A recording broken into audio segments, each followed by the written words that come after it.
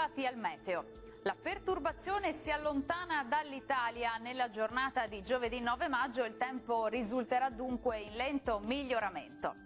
Nel dettaglio sul Veneto al mattino avremo ancora qualche pioggia sparsa ma piuttosto frequente un po' dappertutto. Col passare delle ore sarà via via più asciutto e anche con qualche schiarita più soleggiata.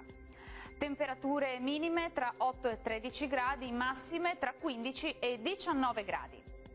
E condizioni di tempo instabile anche sul Friuli Venezia Giulia, con precipitazioni diffuse nella prima parte della giornata, ma entro la serata migliorerà con fenomeni in cessazione ovunque. Temperature minime tra 10 e 12 gradi, massime sui 16 gradi.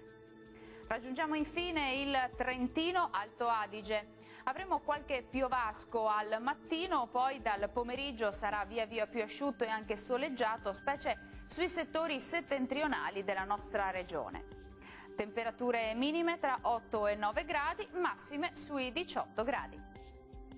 Dal meteo di Antena 3 per ora è tutto, vi do appuntamento al prossimo aggiornamento. Arrivederci.